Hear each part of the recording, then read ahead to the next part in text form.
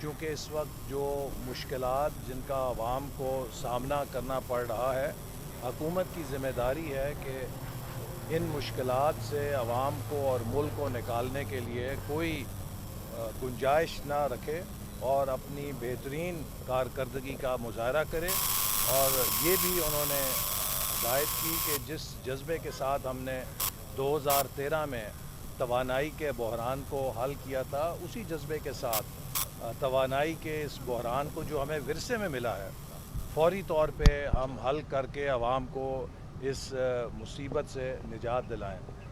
اس موقع پر پارٹی کے جو ہمارے پنجاب میں وزیر ہیں بلدیات کے، انہوں نے بلدیات کے الیکشن کے حوالے سے اور قانون کے حوالے سے بھی بریفنگ دی، اور پارٹی کے صدر نے ہدایت کی کہ پاکستان میں جو بلدیاتی نظام ہے یہ جمہوریت کا ایک بنیادی ستون ہے، اور مسلم لیگ نون کا منشور اس بات کا تقاضا کرتا ہے کہ ہم ایک مؤثر بلدیاتی نظام جو عوام کے مسائل کو ان کے دستک پر، ان کی دہلیز پر حل کرنے کی صلاحیت رکھے، اسے قائم کریں تاکہ جمہوریت کا جو نظام ہے وہ مکمل ہو سکے اور جمہوریت کا تیسرا ٹیئر بھی فعال ہو سکے۔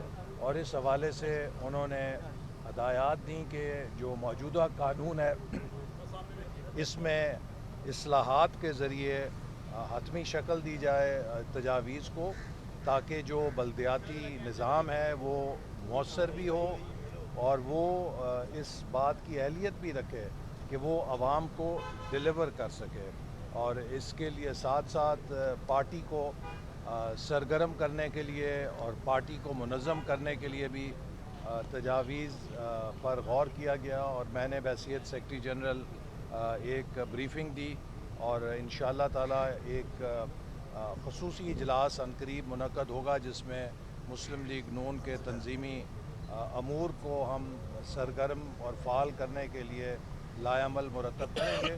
تو آج کے اجلاس میں بنیادی طور پہ پارٹی کی تنظیم کو مضبوط کرنا، پنجاب اور وفاقی حکومت کی کارکردگی کی رپورٹ حاصل کرنا یا صدر مسلم لیگ کو پیش کرنا اس کا مقصد تھا، اور صدر مسلم لیگ نون جناب نواز شریف صاحب نے یہ ہدایت دی ہے کہ دونوں حکومتیں اپنے تمام وسائل عوام کی فلاح اور بہبود کی طرف مبذول رکھیں اور کوشش کریں ان مشکل حالات سے نکلنے کے لیے جتنی بیلٹ ٹائٹننگ کی جا سکتی ہے وہ کی جائے، تاکہ عوام پر کم سے کم بوجھ پڑے اور ہم معیشت کو اس دلدل سے نکال کر دوبارہ اپنے پیروں پہ کھڑا کر سکیں۔ اور آج آپ دیکھ رہے ہیں کہ وہی لوگ چیخ رہے ہیں کہ جو ان حالات کو پیدا کرنے کے ذمہ دار ہیں۔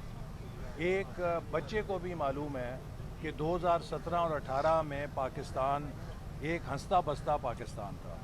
اس پاکستان کو ایک اناڑی نے، ایک ناتجربہ کار نے، ایک انا پرست نے، ایک ضدی نے اپنی ناتجربہ کاری سے اجاڑا، اور آج وہی لوگ اس بات کا شور مچا رہے ہیں کہ ملک کا کیا انجام ہو گیا ہے۔ یہ ایسے ہے کہ جیسے کوئی ایک بس کا ڈرائیور جو ہے وہ بس کا ایکسیڈنٹ کر دے اور چھلانگ مار کے باہر مجمع میں کھڑا ہو جائے اور یہ کہے دیکھو یہ کون نالائق ڈرائیور تھا جس نے بس کا ایکسیڈنٹ کر دیا ہے۔ تو چور مچائے شور والا حساب ہے۔ اور پھر آج یہ مطالبہ کرتے ہیں کہ عمران خان جو ہے اس کو سہولیات نہیں دی جا رہی۔ کل میں نے اسمبلی کے اندر واضح کہا تھا کہ عمران خان کو اسمبلی میں ہمارے مقابلے میں وہ سہولیات حاصل ہیں کہ جو کسی 5 سٹار ہوٹل میں رہنے والے کو حاصل ہوتی ہیں۔ تو عمران خان صاحب تو جیل کی 5 سٹار جیل کاٹ رہے ہیں، ان کو دیسی مرغ کھانے میں ملتے ہیں، ان کی ورزش کا سامان ہے۔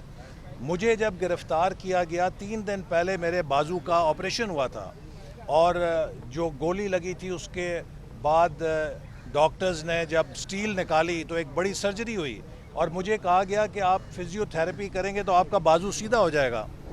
2 مہینے تک عمران خان کی حکومت نے مجھے فزیو تھیراپی کی سہولت نہیں حاصل کرنے دی۔ میں نے تو کبھی چیخا نہیں ہے، میرا بازو ہمیشہ کے لیے ٹیڑھا ہو گیا ہے، کوئی بات نہیں، لیکن ہم تو کبھی روئے نہیں۔ ہماری فیملی کو ملنے نہیں دیا جاتا تھا، ہم سے وکیل کوئی نہیں مل سکتا تھا، ان سے تو 2 دفعہ وکیلوں کی ملاقاتیں ہوتی ہیں۔ ان کا تو ہر بندہ ان سے مل کر باہر آ کے پریس کانفرنس کرتا ہے. ہماری قید میں تو تصور نہیں تھا کہ کوئی قیدی کو مل لے یا مل بھی لے تو اس کے بعد پریس کانفرنس کر سکے. تو وہ تو موج میں ہے باڈی. اور دیکھیے اسی سیل کے اندر ہیں جس سیل میں مجھے رکھا تھا. اگر آج وہ یہ شکایت کر رہے ہیں کہ انہیں ایک غلط سیل میں رکھا گیا ہے تو سب سے پہلے تو وہ مجھ سے معافی مانگے نا, اگر وہ غلط سیل تھا کہ مجھے اس میں کیوں رکھا تھا. لیکن اگر وہ سیل میرے لیے ٹھیک تھا, میں بھی ممبر قومی اسمبلی تھا, تو پھر خان صاحب کے لیے ٹھیک ہے, پھر کیوں شکایت کرتے ہیں. پھر جی سابق وزیر اعظم, میں نے تو آج تک عمران خان کی کوئی ایسی تصویر نہیں دیکھی کہ جس میں وہ پسینے سے شرابور عدالت میں پیش ہوا ہو. میں نے تو نواز شریف صاحب کو کوٹ لکھپت جیل میں اس حالت میں دیکھا ہوا ہے کہ ان کے کپڑے پسینے سے ایسے شرابور تھے جیسے لگتا تھا کہ ابھی یہ شاور کے نیچے سے نکل کر آئے ہیں. تو کیا وہ 3 دفعہ کا وزیر اعظم اس سلوک کا مستحق نہیں تھا جس سلوک کا آج یہ پی ٹی آئی والے تقاضا کر رہے ہیں. لیکن ہم نے تو عمران خان صاحب سے کوئی ایسا بدلہ نہیں لیا کہ جس کا انہوں نے نشانہ نواز شریف صاحب کو بنایا تھا. تو لہٰذا ہمت کریں, بہادری کے ساتھ حالات کا سامنا کریں. صبح شام چیخیں نکلتی ہیں, اصل میں یہ این آر او چاہتے ہیں. کبھی امریکہ کے پاؤں پکڑتے ہیں, وہاں کانگریس میں جا کے سینیٹرز کو, کانگریس مین کو منتیں کرتے ہیں کہ جناب ہمیں معافی دلوا دو. کبھی برطانیہ میں ہاؤس آف لارڈز میں جا کے ان کے ممبرز پارلیمنٹ کے آگے منتیں کرتے ہیں کہ ہمیں معافی دلوا دو.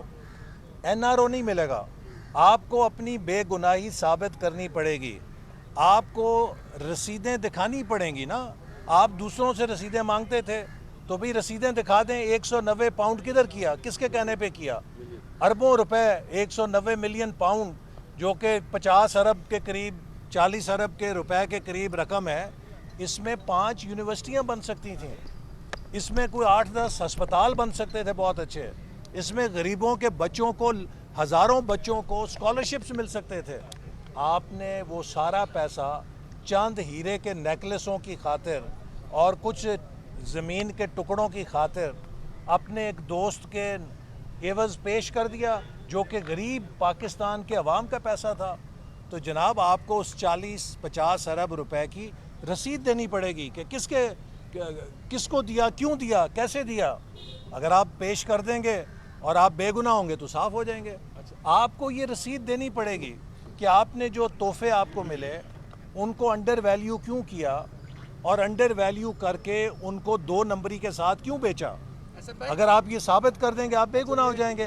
لیکن اگر آپ نے یہ جرم کیا ہے تو آپ کو اپنے کرتوتوں کی اور اپنے ان جرائم کی سزا کے لیے تیار ہونا چاہیے. لوکل گورنمنٹ کے حوالے سے بڑا آج یہ میٹنگ تھی. عمران خان صاحب اڈیالہ جیل میں موجے کر رہے ہیں, پھر تو حکومت بددیانتی کر رہی ہے کہ باقی قیدیوں کو کھانے کو دال نہیں ملتی.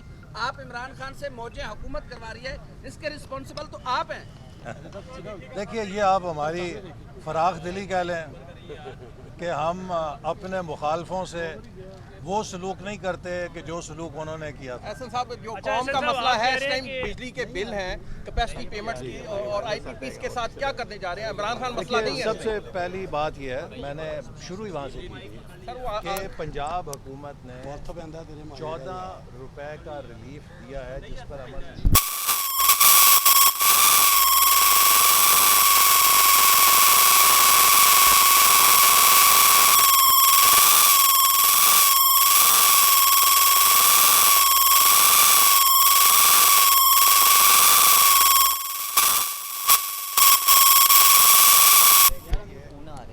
ارب روپے سے زیادہ پنجاب حکومت نے ریلیف دیا ہے جس سے کہ لوگوں کو فائدہ پہنچے گا. اس کے ساتھ ساتھ ہمیں پاور سیکٹر کے اندر جو گزشتہ 30-40 سالوں کے نقائص ہیں, اس کی کمزوریاں ہیں, انہیں دور کرنا ہے. اس کے لیے صبح شام وزیر اعظم کام کر رہے ہیں. جو چین کے ساتھ ہمارے معاہدے ہیں اور جو منصوبے ہیں, ہم کوشش کر رہے ہیں کہ ان کو امپورٹڈ کول کی بجائے تھار کول کے اوپر تبدیل کریں, جس سے کہ بجلی کی لاگت کم کرنے میں مدد ملے گی اور اس سے بجلی کے نرخ بھی کم ہو سکیں گے.